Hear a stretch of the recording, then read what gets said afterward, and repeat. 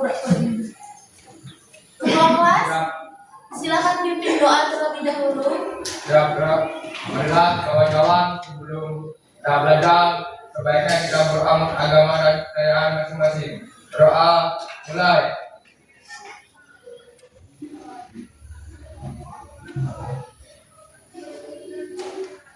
Doa selesai. Beri salam.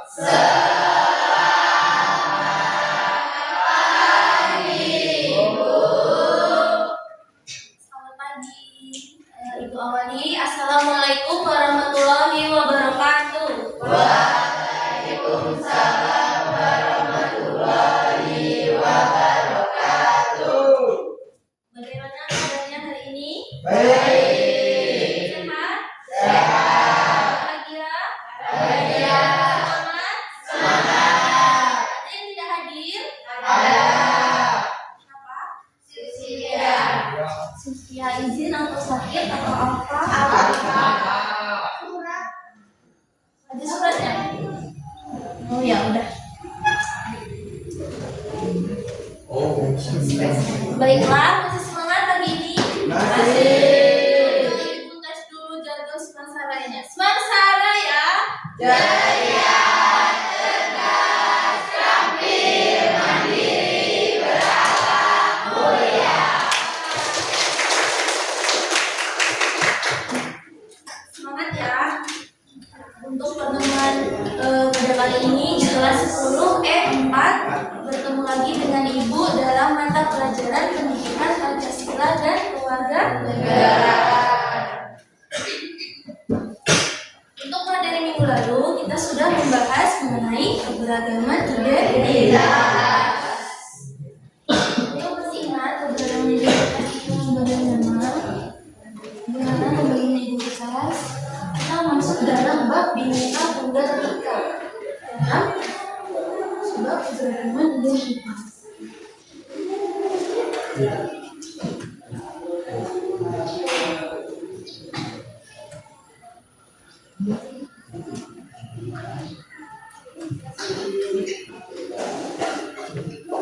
Keberagaman identitas Indonesia terdiri dari atau mempunyai latar belakang dari berbagai macam keberagaman. Ada apa saja keberagaman yang ada di Indonesia atau yang dimiliki bangsa kita? Budaya, ras, agama, suku, banyak ya keberagaman. Terus kita sudah mempelajari jenis-jenis identitas keberagaman. Identitas itu bagaimana sih? Apa sih identitas itu? Jadi ciri khas yang dimiliki oleh suatu seseorang individu ataupun kelompok ataupun juga bangsa. Kemudian keberagaman bermacam-macam. Artinya bangsa Indonesia memiliki macam-macam atau berbagai macam keberagaman yang tadi disebutkan. Untuk keberagaman itu ada keberagaman identitas, keberagaman suku, budaya, agama. Kemudian ada jenis-jenis identitas. Itu kemarin dari identitas individu. Seperti contohnya apa? Identitas yang kalian miliki, kayak nama, jenis kelamin, kemudian identitas kelompok, faktor-faktor yang mendorong adanya keberagaman. Kemudian apa? Konflik, adanya latar belakang perbedaan keberagaman yang dimiliki oleh kita atau dalam lingkungan sekitar, maka seringkali terjadinya konflik atau ancaman. Betul, adanya keberagaman menyebabkan adanya konflik, betul? Betul. Yang disebutkan tadi contohnya. Ada yang bisa menjawab kemarin apa saja faktor dari faktor atau ancaman dari keberagaman?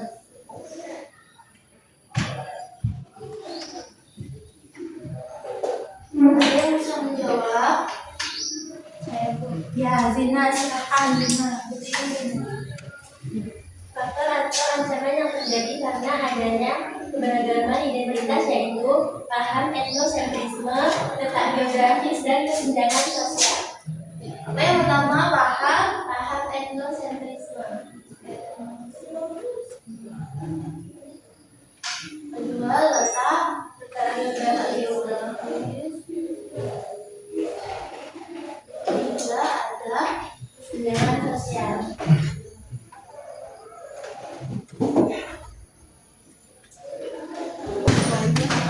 Coba silakan dikeluarkan buku catatan masing-masing. Boleh sambil mencatat, merangkum, mendengarkan, fokus apa yang sudah Ibu sampaikan. Coba masih semangat, coba Ibu tes dulu. Coba Ibu tes dulu. Untuk fokus. Melihat, mendengar, mengingat, fokus. Ada yang mau pimpin untuk fokus? Ayo Heru pimpin, maju Heru.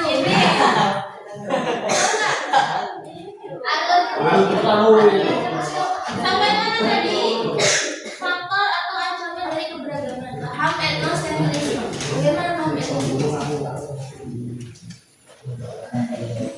Suku yang menganggap rendah kelompok lain. Pernah menemukan nggak konfliknya ataukah macam gimana? Ada berapa suku di sini? Jawa ada? Sunda ada? Pernah nggak nemuin konflik dalam kelompok suku? Pernah kan? Yang menganggap rendah kelompok lain, yang fanatik terhadap kelompoknya sendiri dan tidak rendah kelompok lain. Itu contoh dari paham etnosentrisme. Baiklah, untuk materi baru kita akan membahas mengenai sinergi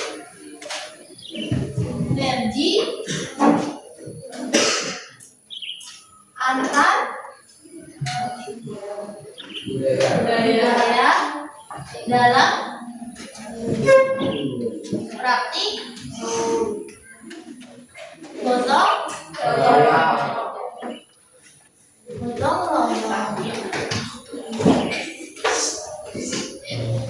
Tadi kan sudah ada ancaman atau faktor yang terjadi akibat adanya keberagaman. Salah satu bentuk keberagaman adalah budaya. Perbedaan budaya dalam bangsa Indonesia, dalam bangsa kita.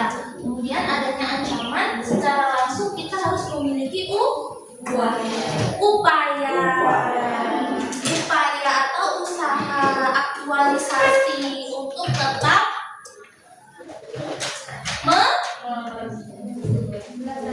melestarikan, tetap menjaga keberagaman.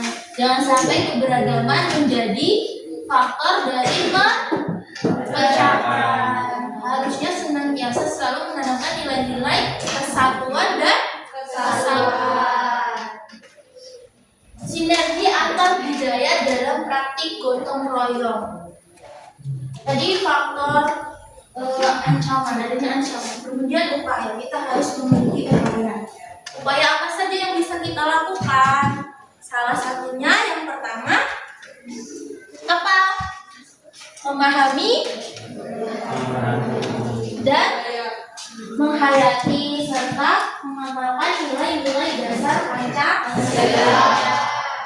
Kemudian yang kedua, memahami, melaksanakan undang-undang dasar negara Republik Indonesia. Kemudian yang ketiga, ada menghargai dan saling mencintai perbedaan. Sudahkah saling menghargai? Toleransi di kelas ini? Apa contohnya? Menghargai beda, menghargai antar agama, toleransi. Kemudian menjaga keutuhan bineka tunggal ika. Berbeda-beda tetapi tetap sama. Kita harus tetap menjaga keutuhannya, jangan sampai perpecahan. Kemudian yang terakhir dan salah satunya yang akan kita bahas, yaitu salah satu upayanya itu dalam latar belakang yang berbeda. Contohnya bekerja sama antara suku, ras, dan golongan agama. Bekerja sama saling bersinergi. Salah satu upayanya untuk menghindari ancaman dari keberagaman identitas yaitu bekerja sama antara suku, ras, agama, dan golongan. Contohnya adalah bersinergi antar budaya dalam praktik gotong royong. Masuk ke dalam bab yang baru. Bersinergi. Ada yang tahu arti sinergi? Bekerja sama, berkolaborasi, bersama-sama, sinergi antar budaya dalam praktik gotong royong. Gotong royong kan salah satu budaya yang kita miliki kan? Gotong royong contoh dari budaya atau ciri khas yang dimiliki oleh bangsa Indonesia. Itu ciri khas gotong royong harus dipertahankan, salah satu identitas dari bangsa kita yang membedakan bangsa kita dengan lainnya, adanya budaya yang dinamakan gotong royong. Sinergi, berkolaborasi, bekerja.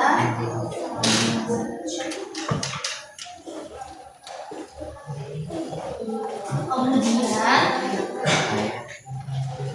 dalam praktiknya gotong royong kan kita harus bekerja sama dan berkolaborasi.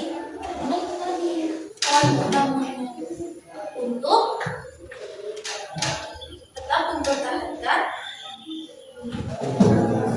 mencerminkan nilai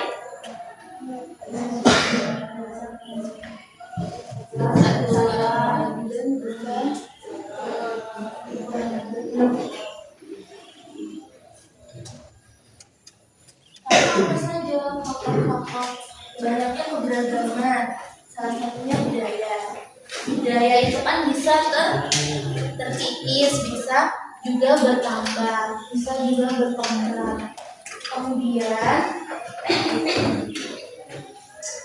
apa faktor yang menyebabkan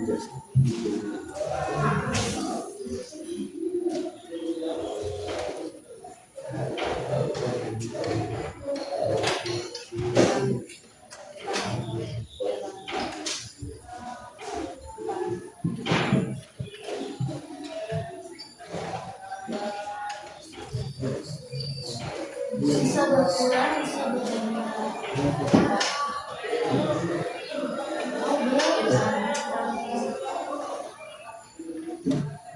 Apa faktor yang menyebabkan? Pertama adalah lingkungan tempat tinggal. Betul nggak lingkungan tempat tinggal? Coba kita cari contohnya. Contohnya seperti misalnya orang yang tinggal di pegunungan misalnya dengan orang yang tinggal di wilayah seperti kita perkebunan, pasti beda kan kebiasaannya, budayanya pasti beda kan, budaya dari kehidupan yang dijalani misalnya setiap hari. Contohnya orang yang bertempat tinggal di pegunungan dengan yang di perkebunan, dengan yang di wilayah perairan misalnya, dia akan berbeda budaya atau kebiasaannya dalam hidup sehari-hari. Betul? Betul. Coba kalian kebiasaannya apa yang tinggal di dataran seperti ini, di perkebunan? Apa? Lingkungan tempat tinggal, orang tempat tinggal di pegunungan misalnya. Boleh dicatat ya. Pegunungan atau perairan.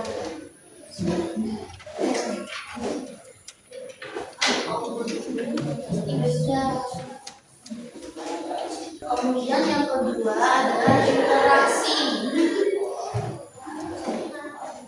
Adanya interaksi secara terus-menerus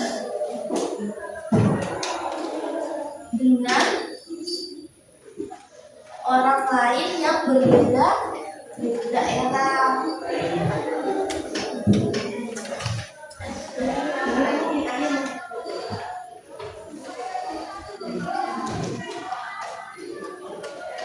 Ini menjadi faktornya interaksi secara terus-menerus terhadap pertambahan budaya. Menjadi pengaruh, penambah, atau pembaru. Misalnya contoh, Heru, orang Jawa. Misalnya kan, kamu ternyata punya kenalan orang Sunda dari daerah lain. Kamu berteman. Tidaknya kamu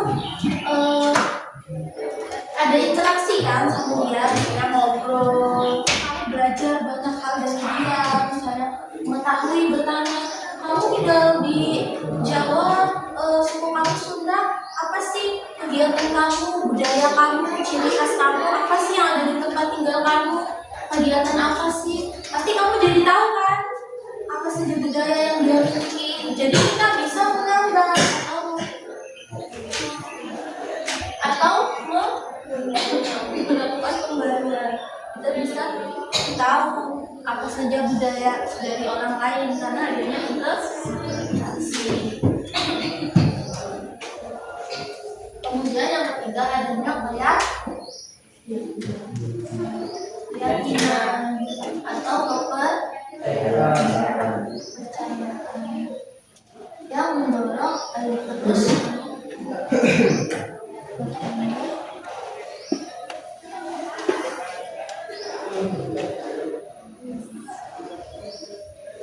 keyakinan atau kepercayaan. Contohnya apa? Keyakinan dan kepercayaan yang akan mendorong bertambahnya kebudayaan. Contohnya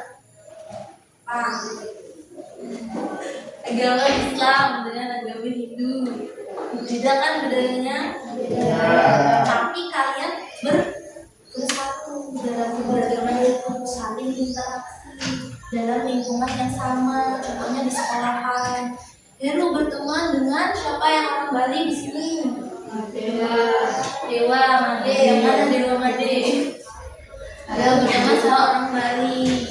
Ya, komponennya 3 tadi. Dia dalam lingkungan budaya yang sama, bisa dalam lingkungan yang sama. Kemudian adanya interaksi sosial, keyakinan dan kepercayaan, latar belakang agama. Akhirnya dia berinteraksi, kemudian dia mengetahui budaya agama Islam itu seperti apa. Kemudian dia tahu karena berinteraksi dan berteman, akhirnya kebudayaan yang dia ketahui itu akan bertambah.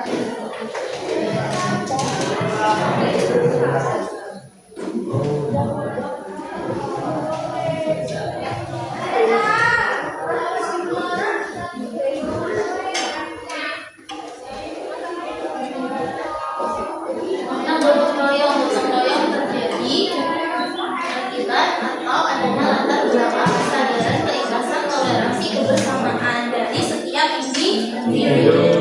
Hanya setiap akan melakukan gotong royong pasti dalam kesadaran diri sendiri kan, melakukan secara bersama-sama. Kemudian gotong royong itu ternyata ada 2 jenis.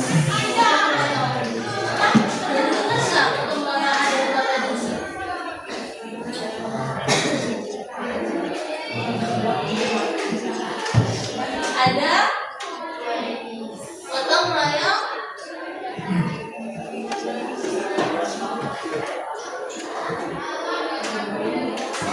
menolong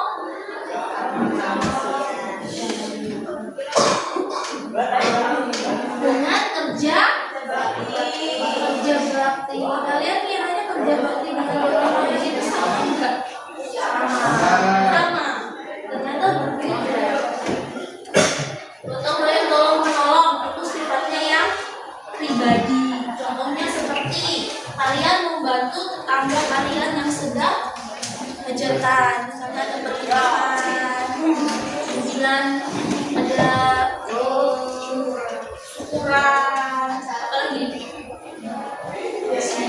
Yasinan, dalam tempat misalnya ada orang yang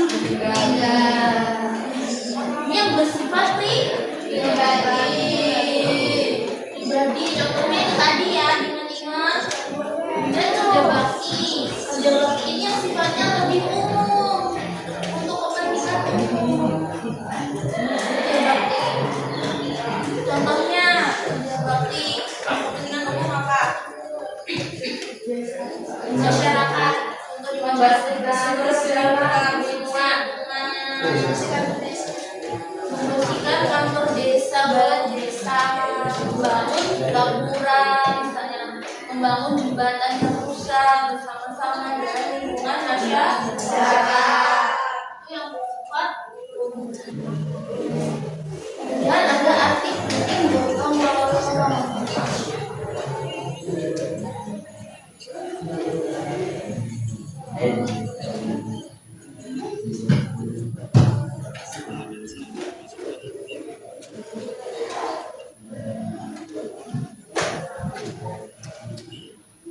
Arti penting gotong royong. Kita bisa ya memaknai budaya gotong royong ini sebagai ciri khas bangsa dari pahlawan terdahulu, pahlawan pendiri bangsa Indonesia, bangsa kita. Arti penting gotong royong dalam memaknai kegiatan gotong royong. Gotong royong mencerminkan nilai moral kesatuan dan persatuan. Gotong royong dilakukan atas dasar kesadaran, keikhlasan, toleransi, dan kebersamaan dari individu. Dan arti penting gotong royong, kita bisa memaknai kegiatan gotong royong itu dari pahlawan terdahulu, pahlawan pendiri bangsa. Bagaimana melakukan gotong royong atau selalu melestarikan kegiatan dari gotong royong? Contohnya itu dulu ya, sesudah kemerdekaan negara kita, setelah proklamasi kemerdekaan, pahlawan kita itu menyebarkan atau mengabarkan kabar kemerdekaan Indonesia. Zaman terdahulu itu kan masih sangat relatif minim adanya teknologi dan lain-lain kan. Karena dahulu pemuda-pemuda Indonesia itu setelah adanya proklamasi kemerdekaan, mereka berkumpul di satu wilayah dan mereka menyebarkan informasi kemerdekaan Indonesia dari wilayah satu ke wilayah lainnya. Ada yang pecah ke Sulawesi, Kalimantan, yang di Jawa ada Ki Hajar Dewantara yang mendirikan taman siswa. Itu contoh dari pahlawan kita terdahulu. Memaknai Hari Sumpah Pemuda itu juga kalian harus tahu dan harus ingat. Arti penting gotong royong.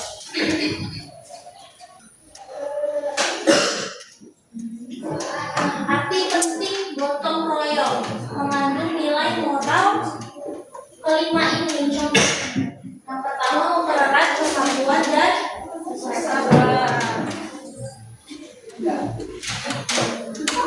persatuan, kemudian meningkatkan solidaritas dan kepedulian, mempercepat dan memperingankan pekerjaan. Bersama-sama nanti akan lebih cepat kan pekerjaan kalian?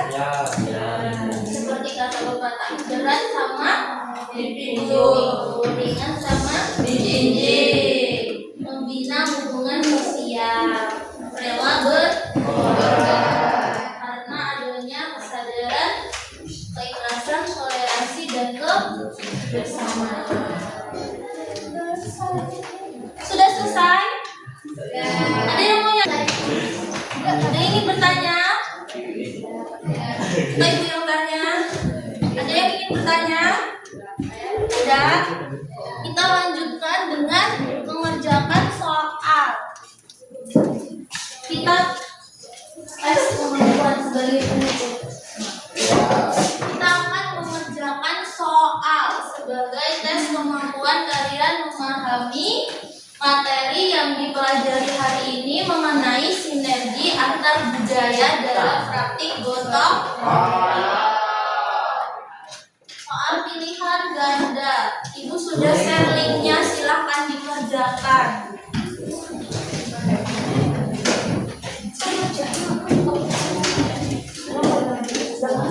Ada berapa Ibu?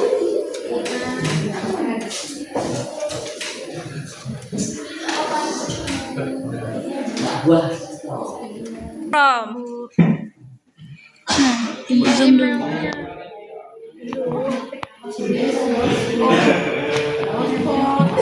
Bisa, udah mulai ngisi. Coba Ibu zoom dulu. Oke.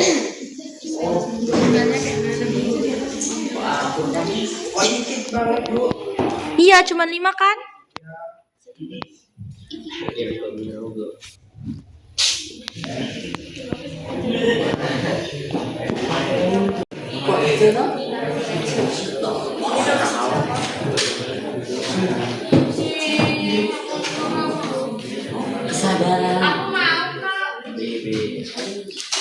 Mana soal kamu? Nomor berapa itu? Gotong royong. Sudah mengerjakannya? Siapa yang belum mengerjakan?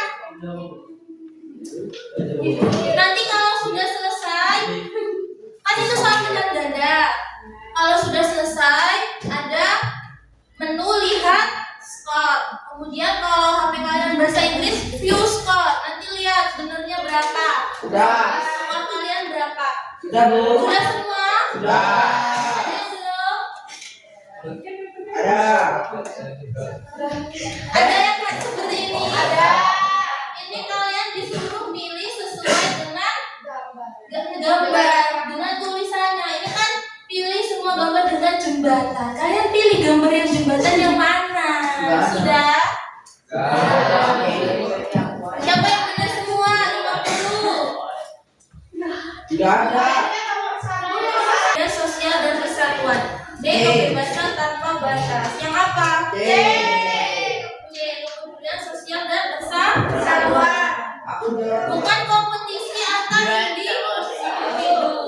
Untuk materi pelajaran kita hari ini kita cukupkan sampai di sini. Semoga kalian paham.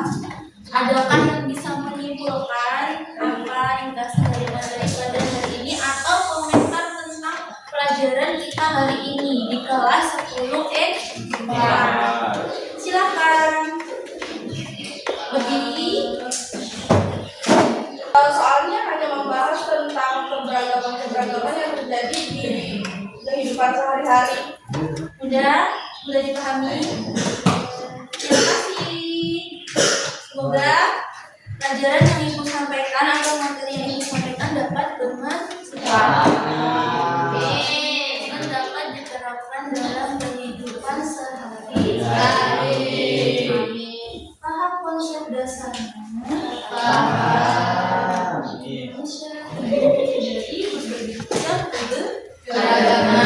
Bentuk-bentuk keberagaman ada budaya, agama, ras, bahasa, suku, dan lain-lainnya.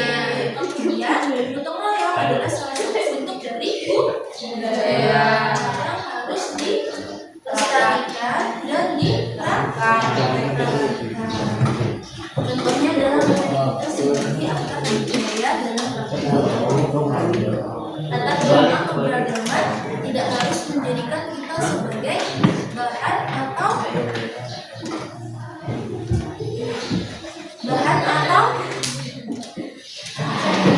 alasan kita melakukan konflik atau